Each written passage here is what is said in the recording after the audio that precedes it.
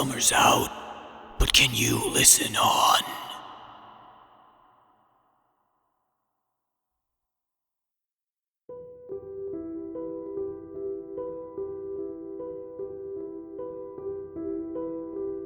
I haven't shared this story with anyone before. In fact, I'd forgotten all about it myself until recently.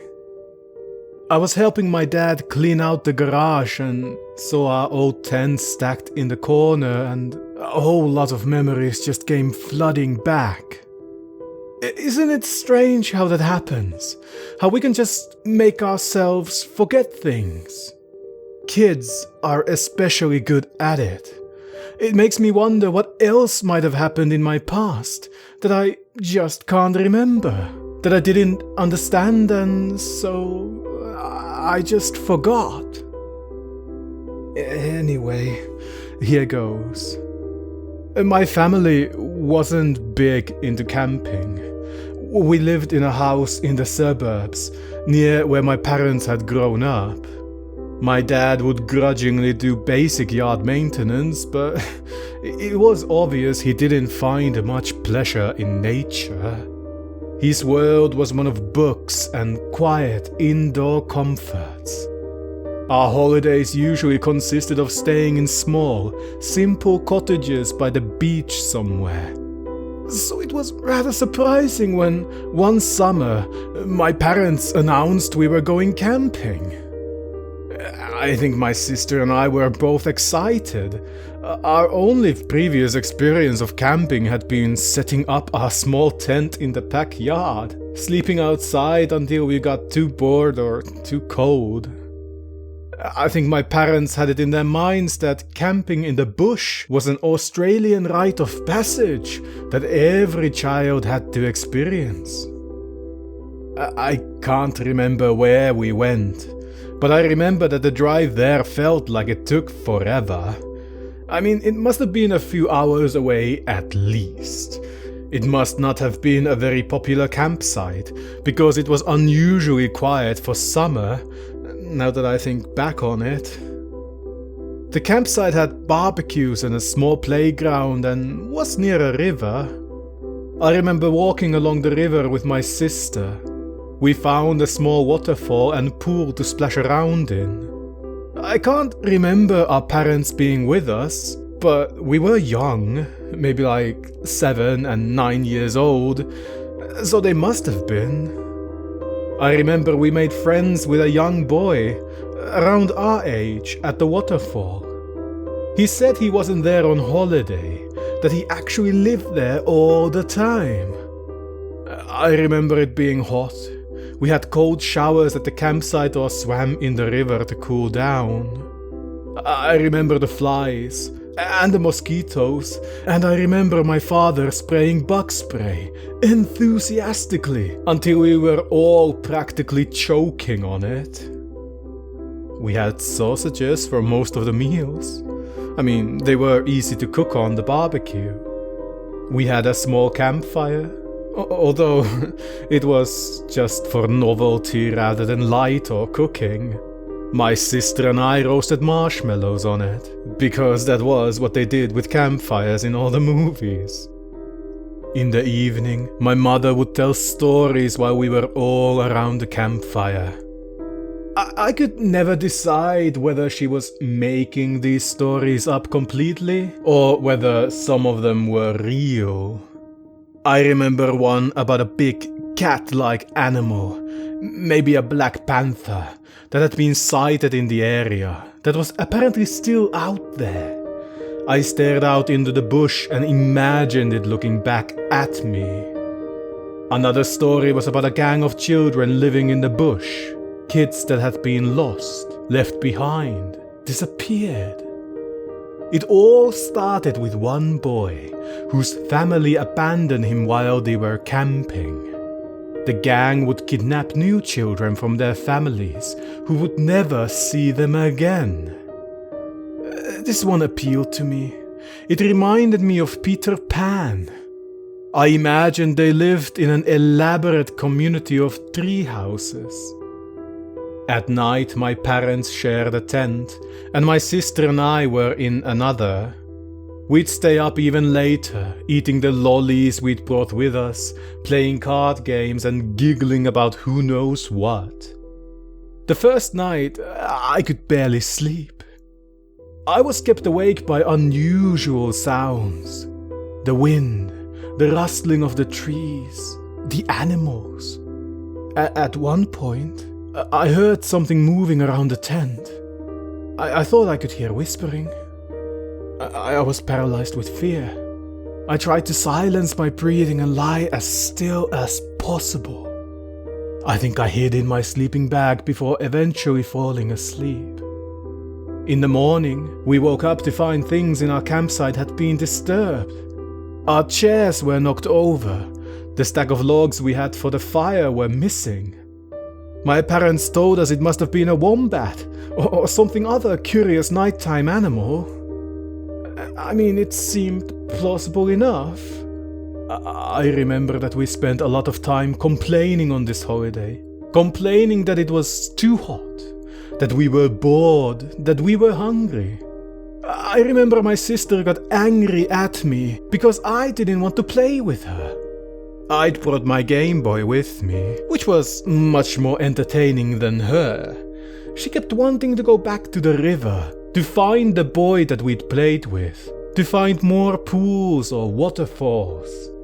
She said that she wanted to find the boy's friends, that he promised he would show us his camp. My parents were reading, and I was playing on my Game Boy, and she kept trying to tug me to get my attention. I told her just to go away. I think she knocked over one of my parents' drinks at one point, and they were rather angry at her. Eventually, my parents yelled at her to stop and go play with herself. She sulked the rest of the day. One night, near the end of the trip, I woke up with a start, although I'm not sure what had woken me. It seemed quiet.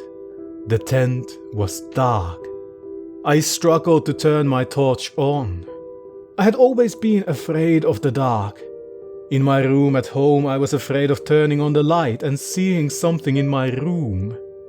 I had the same fear in the tent, that I'd turn on my torch and there would be something there. Maybe a monster, a vampire, an animal, or maybe just a person. This time, there was no one. I tried to close my eyes and go back to sleep, but for some reason I was sure that there was something outside the tent. I swung my torch over the bushes and saw movement. I saw a flash of red and my breathing stopped. Big eyes under a red baseball cap looked out at me and then were gone. I heard my sister whisper my name from inside the tent.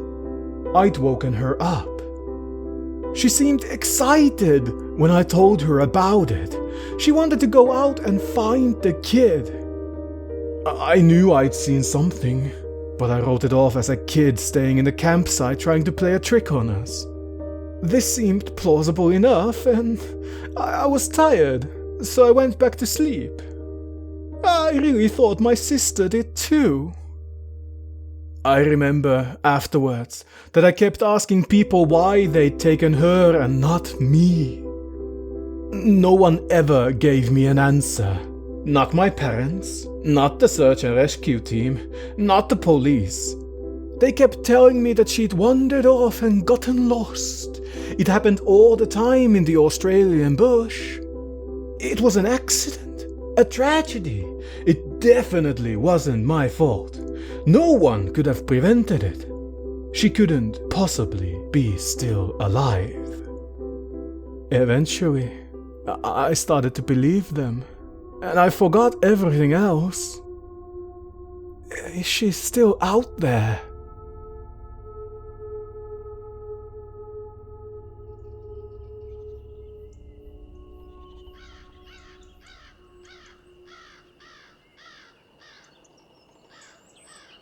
It's been 20 years since I worked as a counselor at Camp Valleyway.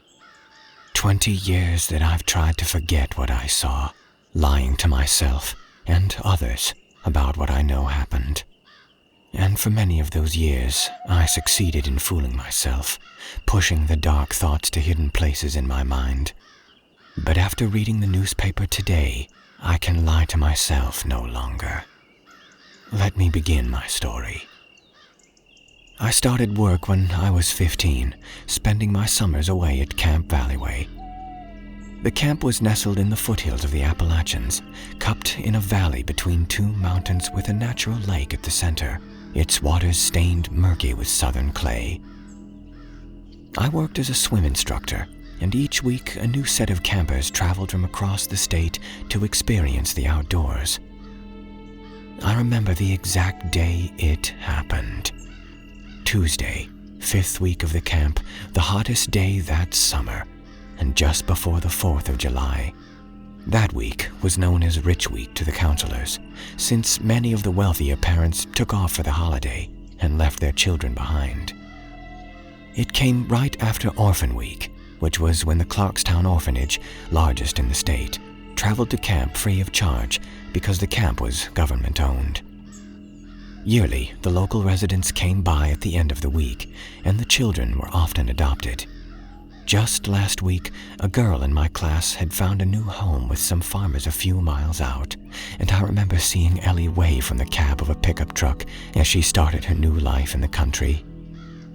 As a swim instructor, in my off time, I helped sail instructors patch sails under the water sports canopy. Logan, the head of the water sports, and about 5 years older than me, sat across from the picnic tables, his small eyes looking over the lake. Logan kept his hair in a tight buzz cut, revealing a scar at the back of his forehead, and when he spoke, it was in a deep drawl. Mike, watch what you're doing," he growled, noticing I had skipped a stitch. "I only got 2 eyes, and there's just too damn much going on for me to watch everyone today." Sorry, I got it," I said, and put my head down. Logan kept a tight watch on his crew, but now his focus was on the lake. Ed and Ted, 2 twin counselors with one brain between them, were teaching at a beginner's swimming course. Ed and Ted always made Logan uneasy, and had earned a spot of 1st and 2nd on his mental list of instructors who were most likely to screw up next. So when Ed, the smarter of the 2, came sprinting up from the lake so fast his legs spewed a dirt exhaust behind him, Logan was ready. Ed opened his mouth, words wheezing between each intake breath, and his wet hair plastered over one eye. We're missing one camper. Can't find him in the water. Friends don't know where he is."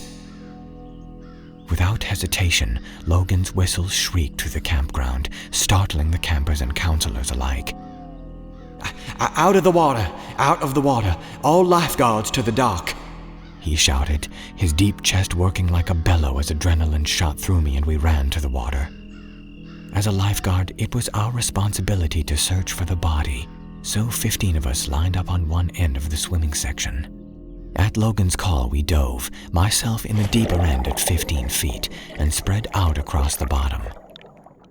The water filtered sunlight and heat, so the bottom was cold and dark, with underwater plants that gripped against my calves and pulled me back as I swam. After 3 strokes, I returned to the surface, and Logan sent us back down again to search, hoping to find a still warm form. I was the one who found the body.